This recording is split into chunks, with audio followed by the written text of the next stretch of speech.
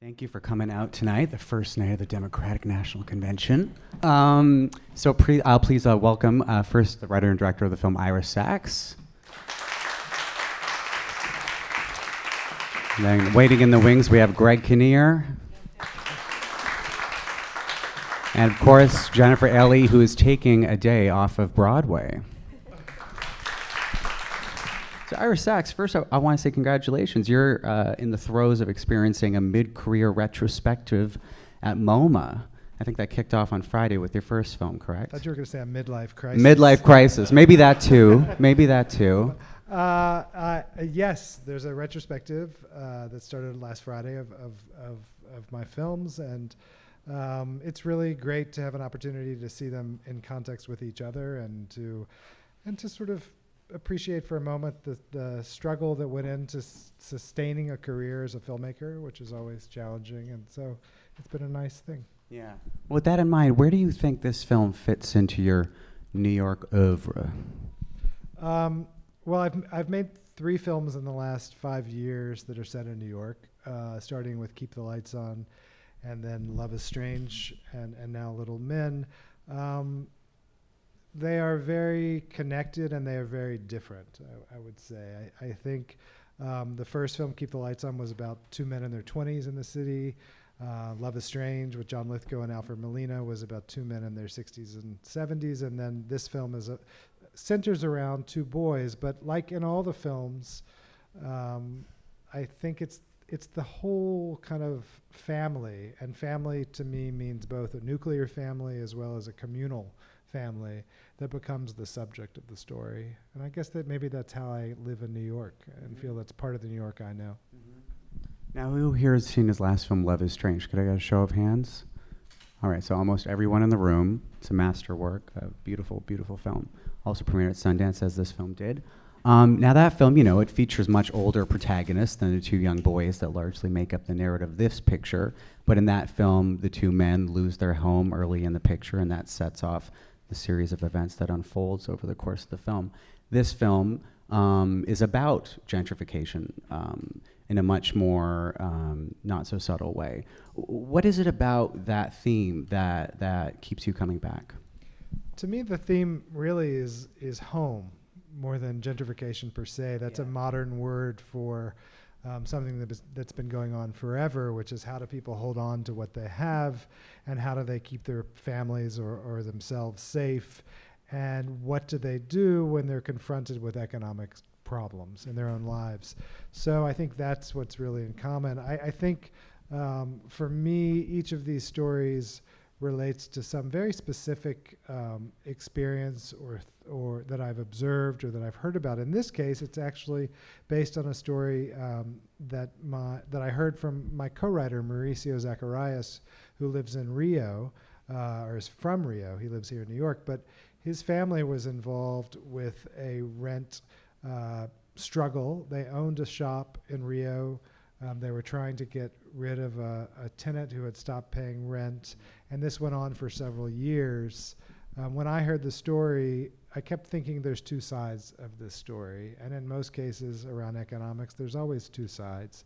And so that became the kind of crux of the film, Little Men. Yeah. Now, how did Jennifer and Greg come onto the project? Was it a case of the script just coming your way, or did they come to you? I went to them, definitely, based on their work, and really a kind of natural affinity I felt for them initially on screen, because I didn't know either of them, but as people, which for me is such a big part of who you cast. I felt a familiarity, an intimacy with these 2 people in the world that I felt reminded me of people I know. I'm glad to say that's still true, and I feel very close to them in the making of this film. They're also, I will say, both 2 of the most natural actors, and for me, that is really a place where I feel like we can really discover something. Mm-hmm. About the natural approach, I mean, the performances you elicit from all your actors in all your films are incredibly naturalistic. You credit them for being natural actors. How do you know that an actor is inherently that way before they sign on the dotted line. Well, luckily they have a lot of work you can watch in lots of different forms. It's also a process that they trusted me in. I don't rehearse with my actors before we start working. We talk about the script, and they spent a little time with each other and with the kids in the film. But we don't really, I don't want things to be discussed in advance of the shooting, because then you start performing what you've discussed. It's kind of the opposite of theatrical acting, which is always about something that you can repeat and repeat and repeat. Film, you want the opportunity to capture something that will only happen once. The two of you, what chiefly appealed to you about the project? Was it the themes the film explores? Was it the chance to work with Ira? Were you both familiar with his work? When I read the script, I just had a feeling it was unlike, I hadn't ever really read a script like it before. It was flawless and just had a resonance, and it's so unlike its themes and the sort of minimalist, not minimal, it just how it looks at how it has detonations. It's not an action film, but it has these huge emotional detonations. But you only notice them because of the intimacy that is created with the characters. You feel like you know these people, and that you feel that these things, how they matter to them. And that's, I think it's really unusual, certainly in an American script. It's much more of a European sensibility. So I don't know. It really I thought it was perfect, and I just immediately called my agent and said, yes, I want to do it. And she said, well, I'll set up a talk with Ira, and then you can. I said, why do I need to talk to him? Do you think I'm going to find out something and not want to do it? And she said, no, I don't mean that. And I said, then I don't need to talk to him. I just want to do it. So. I had seen some of Ira's films, and of course the last one, Love is Strange. I was absolutely stunned by how beautiful that film was, and how he had captured so much honesty in it, and it was just a gorgeous little movie. And I also, responded to the script, and I said this earlier today. I did think it was a really good script, but I didn't realize the little nuance and the little. Only after I saw it as a final movie that he had completed it had I realized some of the things that he had built within it that played so nicely and really captured 5 different stories from each of these people. Of course, I had a sense of that with the script, but it came so alive, and a lot of that is the finding of these 2 boys, which he did, and discovered these 2 kids who are unbelievable. They're just great in the movie. It's such a wonderful thing. It is such a truly independent film, because, it is all told as collaborative as a process as it is all told through Ira. There's nobody above him who is instructing him or nudging him, or, he has no pressure from the outside, right? It's you. And I think a lot of pressure from the inside. Yes, I think that's probably true. But I think that makes that singularity of a point of view ultimately, although using a big palette. But again, everything on the palette has been chosen by Ira. I think the thing about I've thought about this lately, partially because I'm beginning to put my toe into television, and I think the thing that independent film, when it's truly independent, allows is for you to work by instinct. And it's sort of the same thing that if you're a painter or a poet, that somehow your instincts are really valued and precious and preserved. And I think as soon as you have a more corporate structure of creativity, something else takes place. But I think there is something special about that. And I think it can create a more specific way of telling a story. Now, Jennifer, you brought up the intimacy of the script. I want to know how you went about fostering the intimacy on set, given the fact that it's an independent film. I'm guessing you probably had, 3 weeks to shoot the whole thing? We had 5 weeks. 5 weeks, okay. That's a lot for an independent movie. I'm lying, it was 2 weeks. Okay. But I wholly believed you all as a family unit. And how did you go about making that believable for the viewer? I don't know. It just didn't seem there was anything in the way of it. Yeah. I just. Is it Ira's approach though? Yes, I think yeah. so. What is it specifically about his approach that allows that to come so easily? I don't know. I think the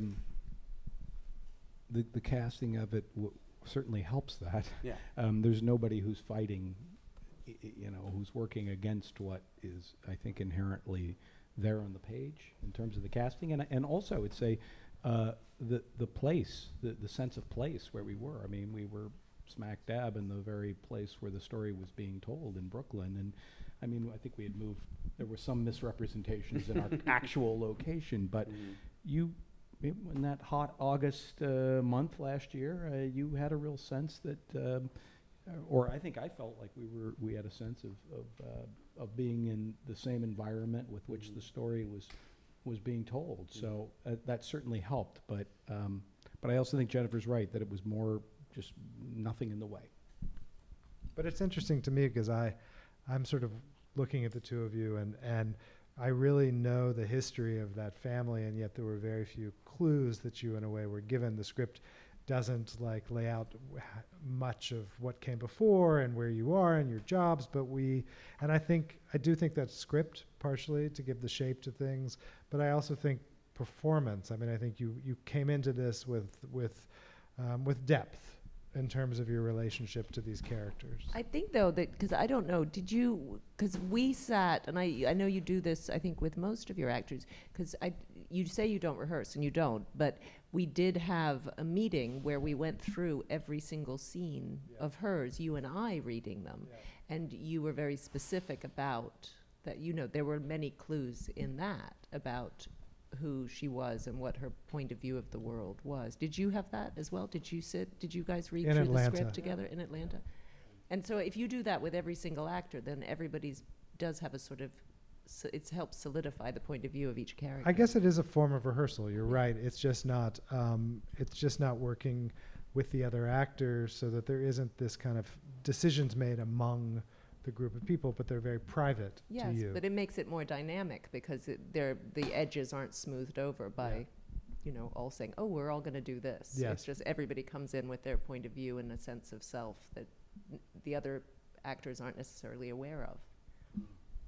And Ira, when I interviewed with you last week, you told me that you don't let your actors go off script. Well, I mean, I'm not It's true. I'm not a dictator. I believe in economy in film and in art in general, and that there be a sense of like what is necessary and what's not. And often I find if actors go off too far one way or the other, they start improvising. they start adding words because they have something else going on, which is an anxiety to perform. And I really feel often the words do the work for them. That said, generally in my films, I would say 10% to 15% are improvised, and they're very specific scenes. Mm-hmm. In this film, you saw in the clip a bit of the acting class that the boys are in together. That is a fully improvised scene. We brought in a lot of kids who are acting students from Bay Ridge, Brooklyn, and they were part of that scene, and we just did an acting class with a real acting teacher for 4 or 5 hours. We recorded that as if it was documentary, and some bits of it become part of the film. What that does is it seeps into the rest of the film. So the more scripted stuff feels more authentic because it's influenced by like the stuff that you get from these more open scenes. Well, let's see your words at work in the first clip from the film. I haven't viewed the clip, so I'm not sure what we're going to be watching, but it occurs in the first third of the film, I'm told. I lied. That was all scripted. Yeah, exactly. Whoops. The one scene in the film is not scripted, and it's the first one we show. I gave the right intro. You gave a great intro. Yeah. Wish I know that was the clip. I have to say something about a couple things about that scene. One is this is a film about two boys who are very artistic. One is a painter, a drawer, and the other is an actor, and they both want to go to LaGuardia High School for Performing Arts, right over there. And the question is who's going to get in and who isn't. And it was important for me in the film that we see that these kids were good at what they wanted to do. And that's really one of the things this scene provides is a sense of like, this kid is talented.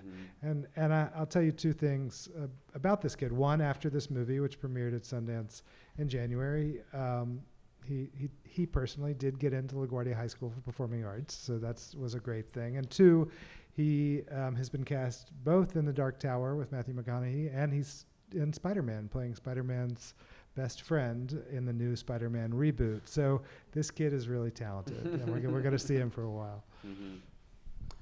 Is that an acting exercise that either of you are familiar with? I'm just curious. Well, I know it is, but I only know because It's not an exercise you're familiar with. Let's do a give or take. I just read Larry Moss's book on acting, and he talks about it in his. So yes, it is. Apparently, it's a very famous one. Yeah. It's Meisner. And actually, this is shot at the Lee Strasberg Institute, which is Method. And so Meisner and Method are enemies. So I had the, I was kind of infiltrating one. But the teacher who does not teach Meisner was perfectly happy to do so in this scene. Now, Michael's phenomenal in this film, but so is Theo Taplitz. Yeah.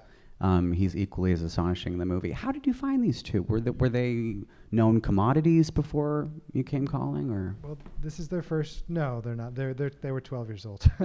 So Theo. I work with a wonderful casting agent, Avi Kaufman, who was kind of like a kid whisperer in movies. She did The Sixth Sense, and she did Being with Bobby Fischer, Life of Pi, The Ice Storm, the kids in all of those movies. And she through an audition in Los Angeles, Theo came to us. He's a kid who grew up in Los Angeles. His parents are actually in the film business. And as soon as I saw him, really in the tape that I saw, it felt like he was in a documentary about the kid in our movie. It was very strange. It was so authentic from the very first moment, and I cast him pretty much immediately. Michael came through an open call here in New York. We put up some signs around town, including at the Lee Strasberg Institute, and his father saw it and brought him in, and he was such an original kid with this incredible energy.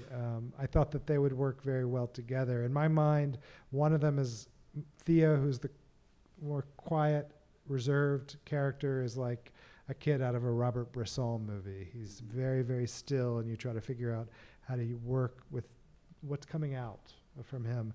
Michael's straight Scorsese. You're just like, he's like Joe Pesci at 12. And you're like, put him in a room and let him go wild, and he's going to show you something. Now, Greg, you play an actor in the film, albeit one who's a little less successful than yourself. Have you ever played an actor before on screen? Nurse Betty. Nurse Betty. I love Nurse soap Betty. Star. Yeah, soap star. What was it like to play someone who, has your profession, struggling a little more than you, to play, I don't know.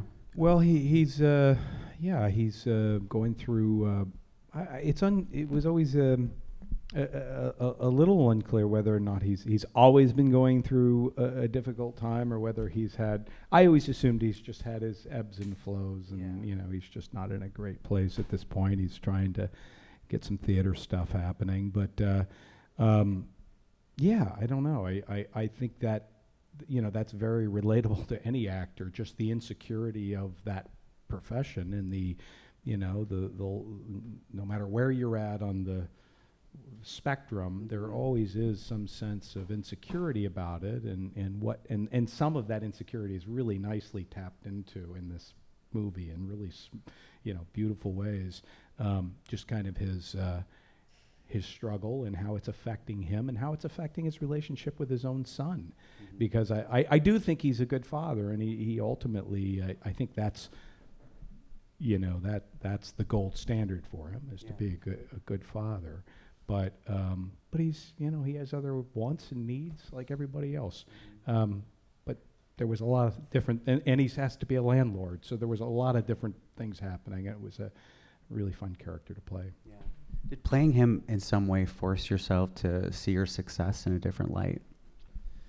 Well, I don't know. I guess no. I mean, I we're all battling our own battles of whatever it is we're doing. So I didn't really. I don't know that it really changed my own perception on acting my own thing, but now that you've mentioned it, maybe I'll give it some thought. So we have 2 more clips to go. We're going to sync up the second one, and we're going to be asking audience questions in around 10 minutes or so. Now, out of the main adults, we're obviously missing Paulina Garcia, who's so great in the movie. Many of you probably saw her in Gloria, a wonderful Chilean actress. How did you come to know her? Was it through that film? Yeah, Mauricio Zacharias, my co-writer, and I, we saw Gloria, and when we were working on the film, we just had her in mind as someone we would like to cast. She was so brilliant in that film. And then she happily liked the script and responded to it after we had written it for her. Mm-hmm. And so It's her first English language film? Yeah, it's her first English language film, first time she'd made a film in America. And she's a fascinating actress. She's a wonderful person, but also she is just really, she is the person in this film that begins in a very open style. You're learning to know these characters. And their world. She's the one who somehow lets you know something's wrong. And you don't know for a while what it is, but I think she's able to sort of trigger that uncomfortableness that begins to enter and intrude into the ease of these characters' lives. Yeah. You take a really humanistic approach to this story. You really don't take sides in the script. I found myself constantly wavering between the families in terms of who I wanted to have, who I wanted the house to go to. Reading the script, did that aspect of it really appeal to you? And making it, did you find yourselves taking sides, given that you had to play this family? Well, every time I want to take I find it impossible to take a side, because I think you don't take a side, and it's really you're so forgiving and compassionate to everybody, but without sentimentality. I don't know how you do that, but it's really good. I want her to move out. I want her to get her out. It's true. It really does. It's a real dichotomy. It leaves everybody in the balance, and there's no heroes in this, in kind of a great way, other than the boys in a way. I think they're protected in a way. They are the heroes in a way, right? Because they stay steady. Well, I think, whenever you're making a film, even if it's a art film or an artful film, I try to think of suspense. And I think in this film, the suspense is what's going to happen to these people and who's going to get to stay and who's going to have to leave. But also there's a moral suspense in terms of who to identify with and how does that shift. And we began creating that very early in the script, because we knew it was going to be a crisis around rent and a landlord and a tenant. But we decided that the landlord wasn't going to be too rich and was also going to be struggling with money, and the tenant was not going to be was going to be also from the middle class, a well-educated person, not a recent immigrant, someone who'd been here for a while, and that meant that there was a gray area that was constant. And I think it gets very claustrophobic. Yeah, I think there's really just someone's going to have to give, and we don't know who that is. And the film begins to narrow, and the doors begin to shut, really, for it having a certain resolution. Yeah. We have one more clip to show. I think I know which one this is. It's a scene between Greg and his son, and it gets a little heated. Did you guys all hug it out after that scene? Yeah. I do remember when we were shooting that scene that there was just one point, because this isn't a film of fireworks, and there was one point where you kind of let it out, and I was really happy because I thought the film needs these moments. It needs these moments when you're really you're surprisingly shaken by something that someone does. So I was glad you allowed that, because in a way it's risky. Were the kids affected?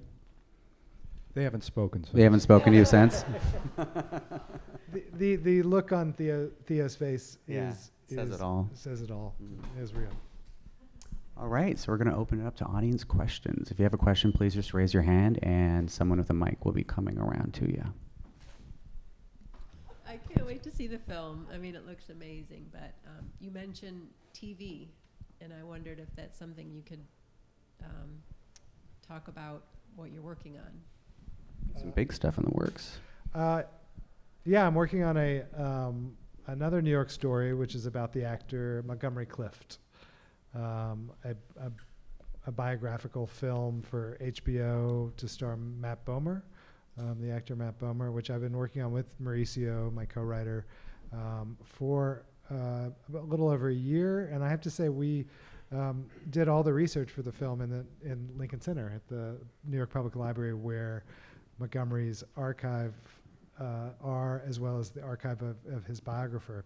So I spent a lot of time at that cafe. About 3 months I was doing the research, and it's a film about New York at a different time, from the 30s until through mid 60s, and it's about a man who was trying to figure out who he was in a difficult time where he wasn't sure how to be a man, and he wasn't exactly sure how to be sensitive in the way that he felt was necessary, and there was a lot of vulnerability in that character. So that's what I'm working on. I think that's a wrap. Thank you so much, everyone. And the film comes out next Friday at the Film Society Lincoln Center.